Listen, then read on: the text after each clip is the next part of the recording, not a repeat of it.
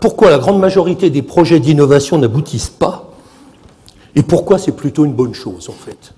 Hein, oui, il faut voir. Donc, j'aborde 5 points. Les utopies, très importantes, pas but d'agir. Des idées, des projets.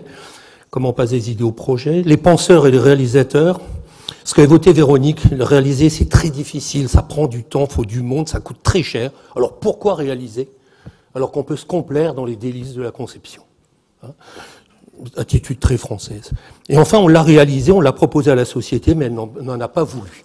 Donc ce qui fait que ça marche pas. Alors je me suis inspiré des films muets, vous savez, du début du siècle. Il y a peu de textes, mais ils sont importants. Utopie et œuvre purement imaginaire. C'est très important ici. Vous voyez Thomas More, hein, c'était pas hier, c'était le XVIe siècle. Hein, imaginer l'utopie, concevoir une société idéale, c'est très important les utopies. En fait, ça permet de projeter ce que l'on pourrait faire sans risque. C'est de l'imaginaire et ça va nourrir en fait les activités qui suivront. Vous voyez là par exemple, un superbe tableau de aussi XVIe siècle qui s'appelle la Tour de Babel, mais en fait sous un prétexte religieux passé, c'est une conception de ce que pourrait être l'architecture du futur. C'est un des dessins qui a le plus, inspiré les architectes. Superbe présentation. Alors, quelquefois, ces grands projets imaginaires un peu fous se réalisent. Il n'y en a pas beaucoup. Mais alors, quand ces projets utopiques les plus fous se réalisent, hein, ça donne des chefs-d'œuvre que des centaines de millions de personnes viendront voir dans le monde entier pendant des siècles. C'est-à-dire que, alors, faites attention, ça arrive 1 ou 2 fois dans la vie. Vous avez l'opportunité de passer un truc que vous ne pensiez pas. Vous pouvez être acteur toute vos vies, vous jouerez dans 90 films, mais Quai des Brumes, vous n'y passera pas 2 fois. Hein, donc, soyez quand même vigilants pour pouvoir choper l'occasion de participer à un truc grandiose. Notre-Dame, c'était le plus grand bâtiment d'Europe quand elle a été créée. Ça fait 8 siècles, c'est le bâtiment le plus visité du monde gratuit. 8 siècles après, ça marche toujours. Hein. Profitez. Voilà, Taj Mahal, c'est une folie aussi. Hein. Donc, des moments qu'il y a la création qui est de la folie pure. Hein. Là aussi, c'était 3 fois plus grand bâtiment de l'époque. C'est toujours le bâtiment payant le plus visité du monde.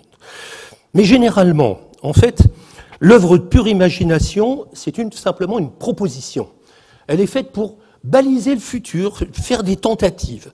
Alors, vous savez, on aime bien travailler avec Cédric. On avait organisé une nuit des utopies au Bataclan. Certains s'en rappellent peut-être en 2014, avant ces horribles choses qui s'y sont passées.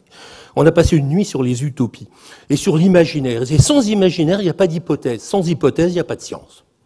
Et donc, il faut laisser courir l'imaginaire. On s'habitue au futur à le penser avant qu'il existe, si vous voulez. Hein.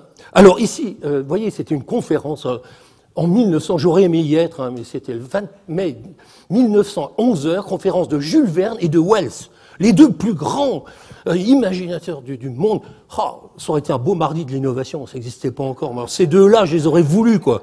Puis alors, vous avez vu la qualité de l'affiche, quoi. Ah, nom d'une pipe. Écoutez, Jules Verne présente sa vision du futur et Wells qui était sur le... Bon, voilà. Ces gens-là, leur but, c'est pas de réaliser. Jules Verne n'a rien réalisé. C'est des visionnaires, c'est des utopistes, c'est des futurologues. Par exemple, on est allé sur la Lune. Mais c'est pas d'hier qu'on va aller sur la Lune. Le premier voyage sur la Lune vraiment décrit, c'est Lucien, c'est un philosophe romain. C'était il y a 2000 ans. Hein. Après, vous voyez, il y en a eu plein d'autres. Alors, il y a eu Wells, évidemment, et aussi donc Jules Verne, les 2 qu'on vient de voir. Il y a eu Hergé, il y a eu Méliès que vous avez en fond, et in fine, on y arrive. Tout ça a préparé d'aller sur la Lune. Chacun des éléments qu'il avait anticipés, fur et à mesure, c'est devenu possible parce qu'on l'a longtemps voulu et on l'a longtemps imaginé. Donc ces gens-là jouent un rôle très important. Parfois, il y a des anticipations fantastiques. Là, vous voyez quelqu'un qui parle et vous voyez, il y a des fils qui partent. Je vais vous montrer la date. On dit un jour, les gens parleront et par des câbles et des fibres, ils pourront parler à la Terre entière. Hein, vous voyez ici, vous voyez en plus gros, hein, vous voyez, on l'entendra à Boston, aux îles Fidji, il y a des fils partout dans le monde. Vous avez vu la date 1877. Hein, anticipation d'Internet, comme ça, plus d'un siècle avant, en disant, il sera connecté au monde entier, on pourra l'écouter partout, grâce aux câbles, grâce aux fibres qui couvriront le monde. Donc c'est très important, ces visions du futur. Ici, par exemple, une vision du futur, de ce qu'est la ville du futur, c'est un principe qui est celui qui a été retenu en fait pour le quartier de la Défense, avec des plateformes successives, des tours, etc. Donc il faut longtemps imaginer le futur avant qu'il existe, sans avoir de... Alors quelquefois, on a échappé au pire. Là, vous voyez, il a fait l'île de la Cité à droite. Le Corbusier voulait foutre en l'air en fait toute la rive droite pour remplacer par des 24 tours, 3 millions d'habitants. Bon. Sachez qu'il a failli le faire au rond-point des Champs-Élysées. Il avait le contrat pour faire 2 tours et croisement d'autoroute rond-point des Champs-Élysées. On supprimait le Grand Palais et tout, mais il est mort subitement, donc du coup, ça n'a pas été fait. Certains se disent c'était peut-être mieux comme ça. Il a laissé l'image, mais bon. Donc, on n'est pas forcément intéressé de tout réaliser. Le projet n'est de l'imagination, la typo l'a changé à cause de l'ordinateur, j'ai peur. C'est une exploration du champ des possibles. Ici, je vous montre quelques projets. Là, c'est un aérodrome dans Paris, sur l'île aux Cygnes. Il a failli se faire en 1932. On disait que ça va ouvrir Paris à la modernité, à la navigation aérienne. Ça ne s'est pas fait. C'était un projet. Ici, je vous en mettre un autre qui était quand même assez disjoncté, celui-là. C'était comment visiter la Tour Eiffel au 2e étage en voiture sans avoir à sortir de sa voiture. Ça n'aurait pas plu à Hidalgo, je vous le dis tout de suite, celui-là. Et donc, c'était commandité par l'exploitant de la Tour Eiffel. On dit, mais maintenant, c'est l'âge de l'auto, il faut que les gens montent en auto, ils passent, ils jettent un œil, ils redescendent. Bon, voilà. Alors vous vous dites, c'est bien quand même que la société se défende un peu quand même des innovations, si vous voulez. Elle attend de voir quand même, elle hésite, elle dit, vous êtes sûr, bon, il faut. Sinon ça pourrait être Alors sachez que la très grande majorité des inventions sont rejetées par la société qui se protège. Vous voyez la dame par exemple qui a une station-service qui distribue, qui vaporise de la crème contre le soleil ou des choses comme ça. Et quelquefois j'emmenais moi mes élèves au concours Lépine. Je leur dis regardez tous les trucs là. Imaginez que tout ça rentre dans la réalité, mais la vie devient invivable. Donc Dieu merci, ça se fera pas. C'est juste pour voir, pour de rire, comme ça. C'est pas pour de vrai, si vous voulez. Alors, il y en a une qui me plaît bien. Je vais proposer à Véronique pour un travail en discours, je pense, puisque le concepteur est mort depuis plus de 70 ans, les droits sont libres. En fait, c'est comment travailler tranquille, isolé, dans un univers... Alors, en open space, ça ferait un tabac. En plus, vous vous laissez pas polluer par l'air ambiant, parce que vos propres airs. Vous avez vu? Bon. C'était conçu par un bonhomme de l'Académie des sciences, quand même. C'est pas n'importe quoi. Donc, voilà. Donc, on a échappé à beaucoup de choses. T'es preneuse, Véronique, tu mets une équipe. Comment travailler de façon isolée et peinarde dans un environnement open space? C'est le point de départ, après ça s'arrange. Bon, donc l'imaginaire est très important. Aujourd'hui, on a un déficit d'imaginaire. Pourquoi? Parce que ces soi-disant outils de créativité ont tué l'imaginaire. L'imaginaire ne demande aucun outil préalable. C'est l'imaginaire. On ne laisse pas s'exprimer l'imaginaire. C'est pas qu'on va le faire, c'est que ça donne des idées pour le futur. Vous voyez ici, voilà une autre interprétation, mais quelle poésie, quelle architecture de dire « et si c'était ça Paris dans le futur ?» Et si on avait des tours qui se baladent autour? Ça sert à quelque chose. Ça sert à avoir une vision du futur, de le rendre plus beau, plus agréable. On est libre. Alors, c'est dur à faire, L'image, c'est pas n'importe quoi. C'est pas dire j'ai rien fait. Si l'image, elle marque terriblement, jusqu'à voir l'inacceptable, on dit mais ça peut pas être ça. Il faut l'imaginer, il faut le mettre en image pour voir si c'est acceptable ou pas, si c'est souhaitable ou pas. Ici, vous voyez, c'est un projet de ferme verticale en Inde qui pourrait déboucher, mais il sera sans doute pas tel qu'il était là. Alors, ces projets utopiques sont indispensables à la création. Ils n'ont pas pour but d'être réalisés. Vous voyez, par exemple, un dirigeable avec une piscine, c'est très incompatible. C'est beaucoup trop lourd la piscine par rapport au dirigeable, entre nous. Mais bon, c'est pas le but. Le but, c'est d'imaginer. Et ici, vous voyez, par exemple, un projet que vous connaissez, il a fait le tour du monde, de l'architecte, comment il s'appelle déjà, Vincent Calbus. Mais en fait, son projet utopique donne naissance finalement à quelque chose qui l'est moins, qui est vendable, déjà, on sent bien, il y a des vrais immeubles, il y a des places pour les bateaux, ça peut faire de la thune, dirait l'autre, par rapport à l'autre qui est totalement imaginatif. Donc, l'imaginaire, il faut tout le temps renouveler. En ce moment, par exemple, la BD est très très pauvre en imaginaire par rapport à ce qu'elle était dans les années 40, 50 et autres. Elle est plutôt une vision désespérée du monde. Alors, des idées au projet. Alors, souvent, instinctivement, et c'est ce qu'on voit dans beaucoup de bouquins, on dit, il y a des milliers d'idées, puis après c'est un funnel, puis on en sélectionne, puis il en reste plus qu'une. Plein d'idées dont peu seront réalisées. C'est un peu une illusion, l'illusion du nombre très élevé d'idées originales. Par exemple, l'invasion, ça c'est la peste. On a parlé avec 3M, le post-it a été inventé avant le post-it, pour info quand même. La Tour Eiffel aussi, donc on s'en était passé. La post-it mania depuis 35 ans maintenant est devenue. C'est pas des vraies idées, c'est-à-dire on va zoomer pour voir, si on regarde ce qu'il y a dessus. Vous voyez, rien de neuf. Bon, c'est marqué, bon.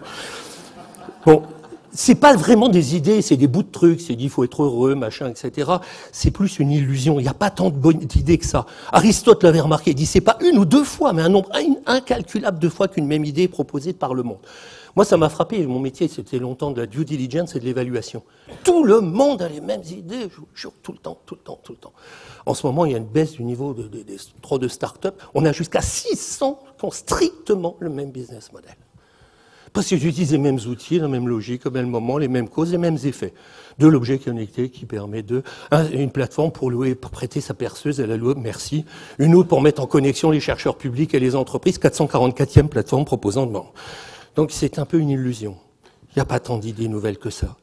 D'ailleurs, il y a un très bon papier du New Yorker qui a dit que les grandes idées étaient rares. Vous voyez, on dit, je vous propose un projet, tout le monde propose la même solution.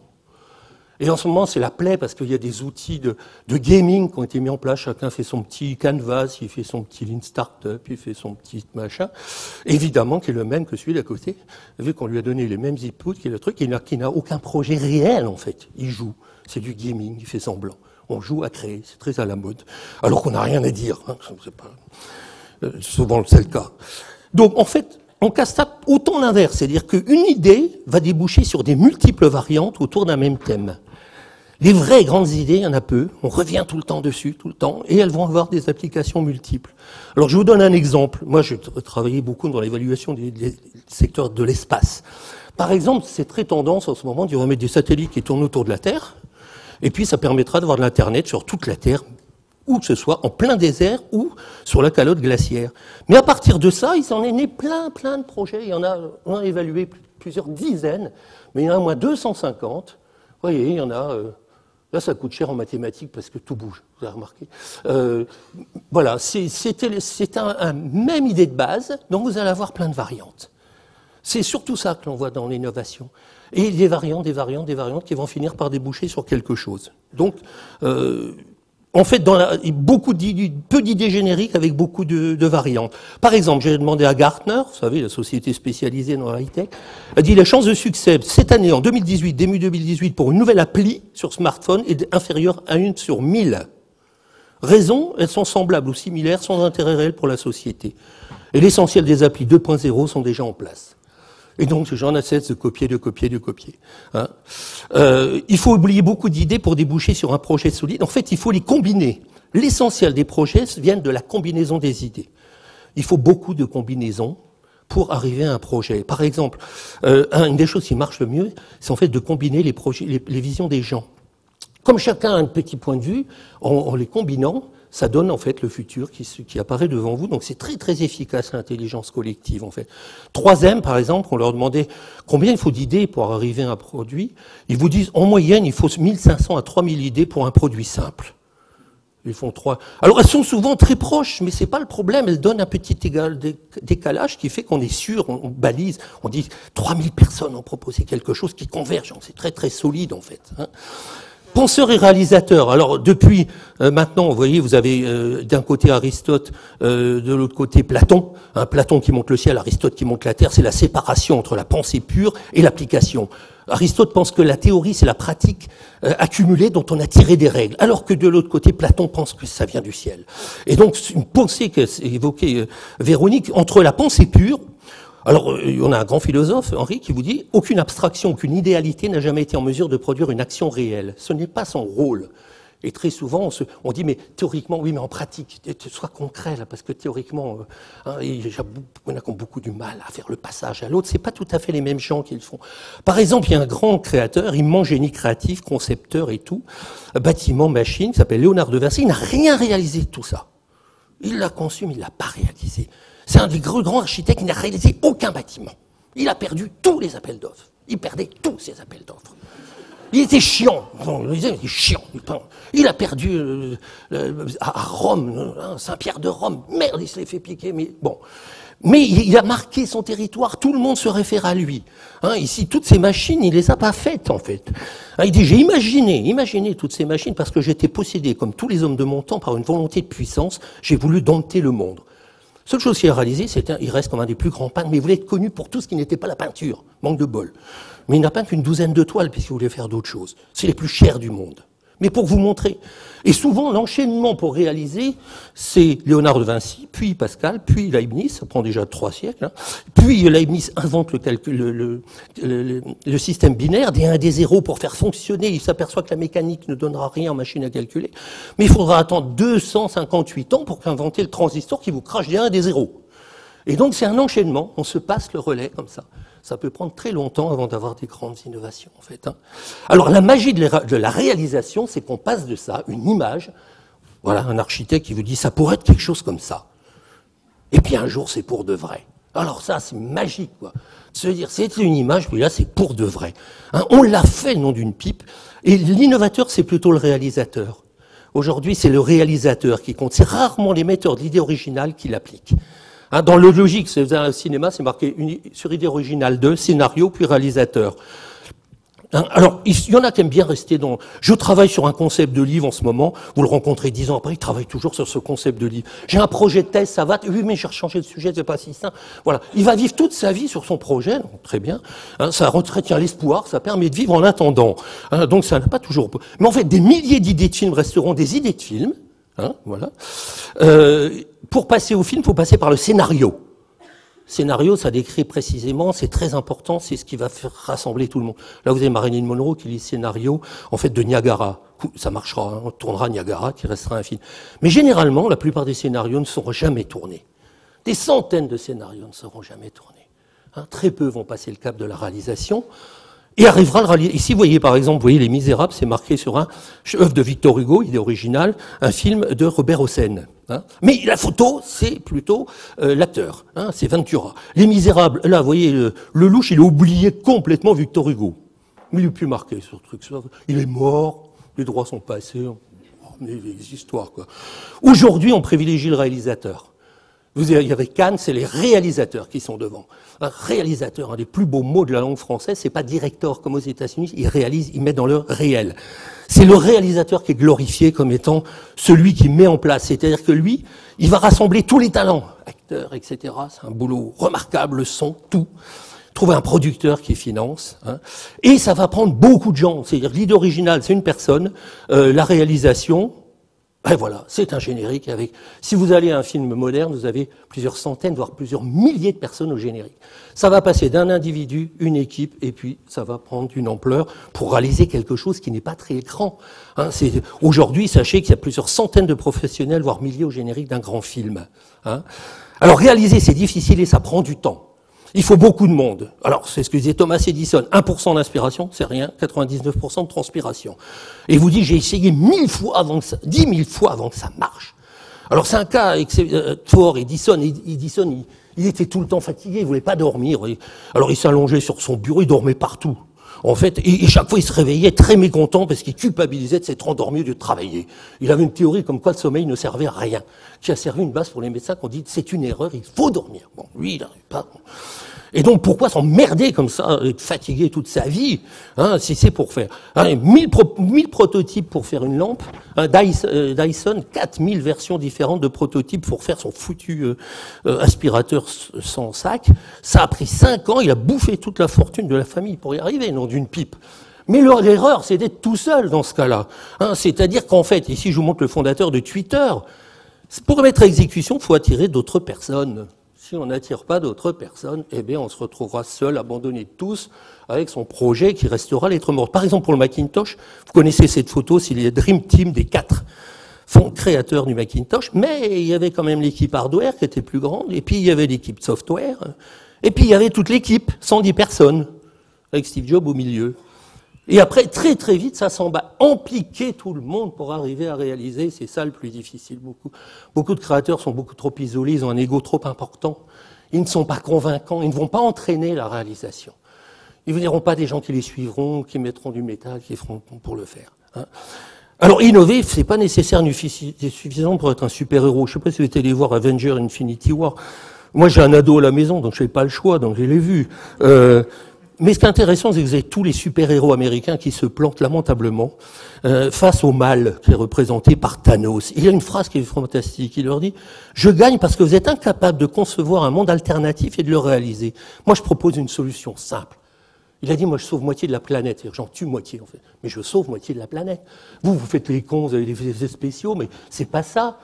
Moi, c'est simple, le truc. Alors, faites attention, les idées simples, elles montent en Europe. En ce moment, on dit, oh, mais c'est simpliste, hein. Moi, j'ai une idée simple. On fout tous les étrangers dehors, quoi. Et comme ça, on sauve les autres. Hein. Donc, faites attention, ils sont dangereux, ces gens-là, les simples. Face à ceux qui font les pitres, qui font les clowns, plutôt qu'ils n'innovent, en fait. Et enfin, on l'a réalisé, on l'a proposé à la société, mais elle n'a pas voulu. Alors, d'abord, illusion de lancer un projet en mode sans échec. Essayez avec votre bécane. Vous avez vu comme la gueule qu'elle prend en mode sans échec, hein. C'est un monde sinistre, le monde sans échec. Ça n'existe pas. C'est effroyable, quoi. Hein, donc, oubliez le mode sans échec. Ça fait partie de la vie. Hein, la plupart du temps. Alors, le succès, c'est fantastique. C'est l'aboutissement. Ils ont travaillé des années, ça vole. 2/3 du temps, c'est ça. Bon. Mais c'est pas grave, c'est indispensable à la réalisation, mais c'est pas facile à gérer. Hein. Ici, je vous montre, par exemple, les 112 premiers produits d'Apple. Ça, c'est les échecs. Tiens, oui, les échecs, ah oui, ils sont arrivés, et les succès. On fait 90% d'échecs, et puis 6 succès, hein, sur les premiers. C'est pas pour ça qu'ils n'ont pas continué. Alors aujourd'hui, les taux d'échecs sont phénoménalement élevés. Sachez-le, j'ai plus le, ah voilà. Hein, vous voyez, par exemple, 2016, on vient de faire les calculs. Moi, j'intègre toutes les études, Harvard, machin, Christensen, etc., je passe, Nielsen. 85% de taux d'échec. On n'a encore pas les chiffres 2017. C'était 80% en 2015. On atteint des sommets de taux d'échec. Pourquoi on atteint des sommets de taux d'échec? Alors attention, déjà à cause du brouillard, du l'embrouillamini des méthodes. Attention aux grilles simplistes. On dit c'est une grille. Alors une grille, moi j'ai vu ça avec nos amis chinois. J'enseigne un peu en Chine. Ils nous ont dit l'expression française qu'on déteste le plus, c'est les profs francophiles de l'université de Pékin, c'est le terme grille de lecture. Chaque fois qu'on est français, ils veulent nous caser des grilles de lecture. Ils nous ont dit, savoir que vous n'êtes jamais allé en prison pour penser qu'une grille peut permettre de mieux voir les choses. Je ne veux pas de grille. Je veux un accès direct au monde. Foutez-moi la paix avec vos grilles de lecture. Bon, et donc, dégagez les grilles, ouvrez les fenêtres, on voit mieux. Souvent, les carreaux sont sales, en plus. Donc. Alors, ici, j'aime bien l'étude de Nesta, que vient de sortir Nesta, qui est un centre de recherche remarquable anglais. C'est début, il a dit, voilà, il y a un embrouillamini de méthodes, mais attendez, là, ils en ont mis 85, mais il y en a 200. Chacun a son petite idée. Non, l'innovation, il y a 3 choses. Il y a ça, ça, ça. Faut commencer par ça et finir par ça. Hein. Et donc, on est éclaté dans un tas de sous-méthodes. Et vous dites, il y en a que quelques-unes qui sont consensuelles, qu'elles abordent tous les aspects, puisque l'entreprise se rassemble. Alors, coup de bol, Véronique, design thinking en plein milieu. Voilà. J'ai pas fait exprès, hein. C'était le, systématique design, open, mais vraiment open à tout le monde. Le reste, personne n'est devenu leader mondial avec une start-up, je peux vous le dire. J'ai évalué plus de 1000 startups, pour vous le dire. C'est facile, ça permet de répondre. Tout ce qui est facile, tout simple, c'est pratique, ça tient sur une page à 4, on fait un business model canvas et on croit qu'on a fait son boulot, rien du tout. Ça, c'est les premiers trucs qui se font aligner. Alors, si vous sortez les banalités du jour, moi j'ai entendu à peu près 640 fois dans un pitch quelqu'un qui a dit « Nous sommes sortis de notre zone de confort, vous auriez mieux fait d'y rester, hein, parce que franchement, on vous attendait pas là, quoi. » Puis vous répétez un truc, enfin, pensez par vous-même une fois, vous voulez innover, nom de Dieu. Sortez des chemins battus. Hein. Alors voilà, je cite Jeff Bezos, parce qu'il a fait un papier là-dessus. Il a dit, méfiez-vous des approximations, des méthodes, des processus, des sondages et catégories. Hein, les méthodes et les processus ne sont des approximations par rapport aux résultats. Elles deviennent l'excuse face aux mauvais résultats. Il dit, ah ben on a suivi le processus. Mais le processus n'est pas l'objectif. Les bons concepteurs comprennent profondément leurs clients. Ils dépensent énormément d'énergie pour développer cette connaissance. Ils analysent beaucoup d'infos pour comprendre leur réalité. Hein, plutôt que de la généralité que vous trouverez dans les enquêtes, ils vivent réellement dans cette intimité. Une expérience client remarquable commence par le cœur, l'intuition, la curiosité, le jeu, le courage, le goût. Vous ne trouverez rien de tout cela dans un sondage, une méthode ou un processus. Voilà. Hein, donc ça me paraît bien. Et je terminerai donc mon dernier slide. Pourquoi ça marche pas? Alors Franz Kafka nous le dit. Il dit, en croyant passionnément quelque chose qui n'existe pas encore, on le crée. L'inexistant est quelque chose que l'on n'a pas suffisamment désiré. Et ça m'apparaît la meilleure vision. Voilà, c'était pour vous distraire. Voilà.